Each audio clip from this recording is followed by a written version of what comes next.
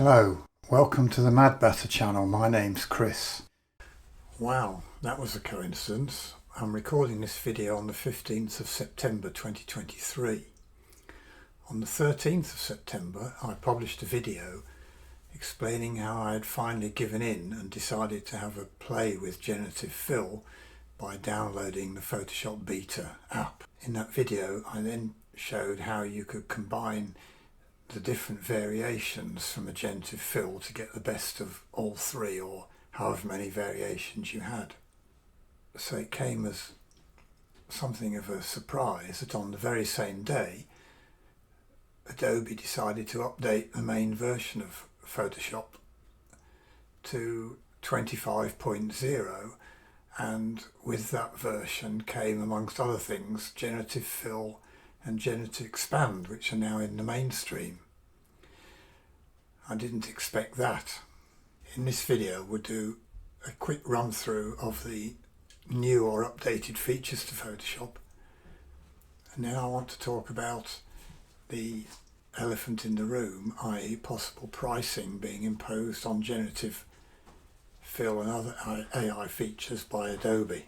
The first and headline new feature added to Photoshop 25.0 is of course Generative Fill. After playing with a little bit of it, it's not clear to me it's markedly improved from the version in the Photoshop Beta, but I'm guessing this is just a gradual continual improvement of the functionality. What still applies, however, is that any fill is limited to 1024 by 1024 pixels as it was in the beta version, although Adobe have specifically said they are working on increasing the resolution for the future. So if you want to fill large parts of an image, or you want to fill parts of a large image, and you want to maintain the resolution rather than having it look sort of less detailed, then you'll need to do it in multiple steps using fills that are no larger than 1024 by 1024. One thing they have done is improve the tooltips, which I'll demonstrate now. So we'll click on the lasso tool. I guess as you're watching this video you all know how to use Gen Fill. So this is Pukaki Gardens near New Plymouth in New Zealand, and I'll remove my wife from the picture. So I made a selection, click on Generative Fill, no prompt, and click Generate. And these tips here have been improved. So here's the version given, that's the second version, that's the third. I think the first is by far the best. So that's Generative Fill.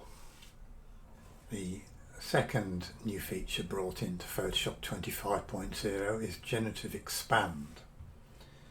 Now this is really just Generative Fill, but built into the crop tool. You can do this exactly the same by expanding the canvas size, selecting the transparent areas and using Generative Fill. Doing it through Generative Expand simply saves a couple of steps, but it is still subject to the same 1024 pixel limit. So here we have an image, 3 by 2 aspect ratio, and let's say we want to make it a square. So we see for the crop tool I've put in a 1 by 1 aspect ratio, so we just need to cover the whole image like that. Now the important thing is that's the default for the crop tool, transparent, so you have to make sure you change it to Generative Expand. Just move that out of the way and then click the tick, and Photoshop will do its thing.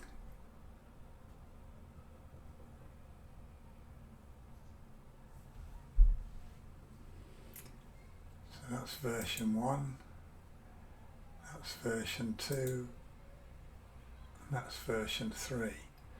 I don't like, this seems a bit dark, and of course you can see a line, but you can see that in all three versions. So you need to do a bit of repair work there. And the other thing to notice is if we expand this, there's a bit of noise in the original image, but there's no noise in the expanded areas, so you need to add a bit of noise to make it consistent. But anyway, that's Generative Expand, that's the original image, and that's the square image. So with just a little bit of work it could be made to look perfectly reasonable. The next improvement is to the Remove tool. So if we go back to this image from Phuket Gardens, the Remove tool is here, and as you know, you just draw around the edge of the subject you want to remove,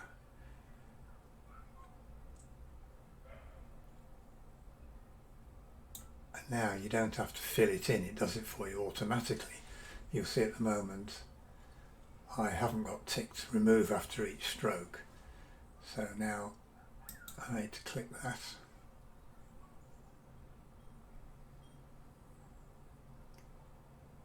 and there's our removal. Not sure how does it compare to the Generative Fill. Not sure there's a great. They are different. It looks like there's a slight line here, and of course it's copied across this dark patch from here. Let's undo that Remove tool and draw it again. Photoshop will complete it, but now you also have the option of this negative brush. So if I do that, it won't remove that bit. So if we click the tick,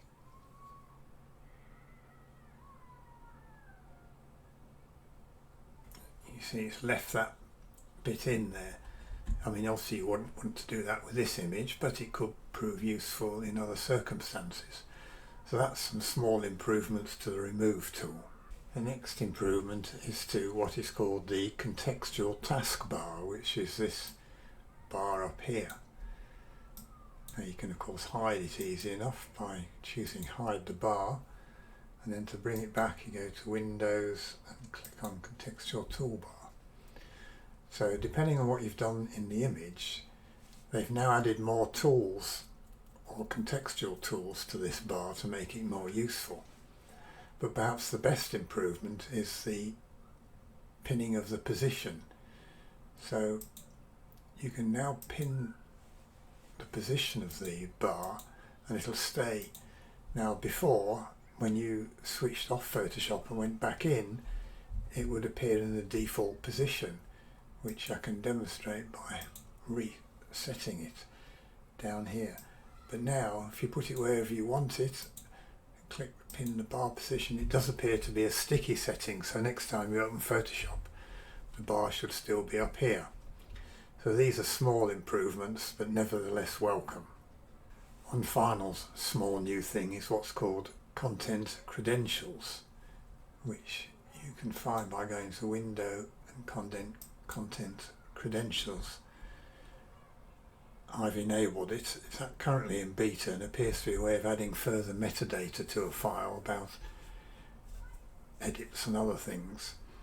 It currently only works for JPEGs and PNGs, and you can choose to embed the data in the file, have an attached text file, or not export it at all.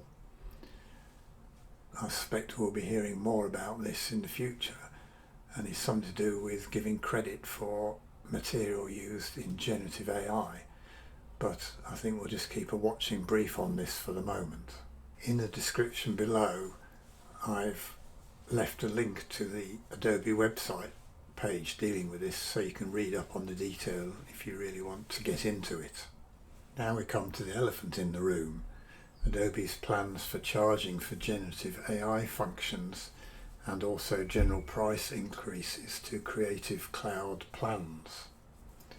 The first thing to say is that nothing is going to change until the 1st of November 2023, when the price increases will be implemented. Of course, the amount of the price increase depends on what plan you're on or what you subscribe to. But for most people watching this video, they're likely to be on the photography plan with 20 GB of storage. And the good news there is that there will be no price increase on the 1st of November. As regards Adobe charging for generative AI functions, they are instituting a system called Generative credits, but again, this won't start until the 1st of November 2023. What that means is that each month you will be given so many Generative credits, the number depending on the plan you are subscribed to. For the photography plan with 20 gigabyte of storage, you'll get 250 credits per month, provided you were subscribed to the plan before the 1st of November 2023. But if you subscribe after that date, you'll only get 100 credits per month. So if you're thinking of subscribing, I suggest you do it before the 1st of November. So how does all this work? Well, as from the 1st of November, every time you use Generative Fill or Generative Expand, you'll be charged 1 Generative credit, and that includes generating further options on the Generative Fill function. So what happens if you've used up all your credits? Well, at the moment, Adobe say that if you're subscribed to Creative Cloud, which includes the photography plan, you'll continue to be able to use Generative Fill and Generative Expand, but it may run at a slower speed or to lower resolution, i.e. you'll lose your priority. So if you're a professional photographer doing a lot of work every month, this may well be a bit of a pain. I should add here that using the Remove tool, which is also AI powered, does not result in a Generative credit being used. So what if you need more credits? Well, Adobe are currently saying you can buy 100 credits for $4.99 US. So that gives you an idea of their pricing, i.e. 5 cents for each use of Generative Fill. You should also be aware that unused credits in a given month do not roll over to future months. So if you buy credits, you want to make sure that you use them. So where does that leave us? I can understand why Adobe want to generate more income from Generative Fill, or alternatively to restrict its use, because it will impose considerable computing power on their cloud servers, which comes at a cost to them. You'll recall I mentioned earlier that Adobe have stated that they are working on increasing the resolution of Generative Fill from the current 1024 times 1024 pixels, and I wonder if this is where they are leading. In the future, as the resolution increases, they might charge varying fees for higher resolutions and leave the lowest resolution free. I don't know, what do you think? Anyway, in the description of the video I've put in a couple of links to Generative credit pages from the Adobe website and their new pricing structures, so you can look into the detail as you want. Finally, I thought I might add this photo as an example of what you can do. It is a view through Te Rewa Bridge towards Mount Taranaki in New Zealand. And as you can see, on the day we were there, they were doing substantial repairs to the bridge, which rather ruins the famous view of the mountain through the bridge. As I live in the UK, of course, I couldn't just come back in 2 or 3 weeks when they'd finished the repairs, so I had to make do with this image. So when I tried Generative Fill on the whole of this bit in between the bridge and tried to do it in one go, it didn't produce very good results. So I started by using the Remove tool to get rid of all these lines and some of the scaffolding. Getting rid of these lines is easy. You just, if I turn on the tool, just turn off Remove after each stroke, click there, and shift click on the end, and then click the tick, and it will remove the line very easily. So this is what I got as a result of using the Remove tool. A considerable improvement. I then just went round this working area here and filled that with Generative Fill to get this. That just left these two brightly coloured bits, which rather distracted, So I just use the clone stamp tool to get rid of those. So that's the final result. It's not perfect down here, but unless you look very close you wouldn't notice. So we've gone from the view as taken to the finished edit, and you wouldn't know that there were any repair works going on nor any wires holding up the bridge. So I think that's a pretty good result.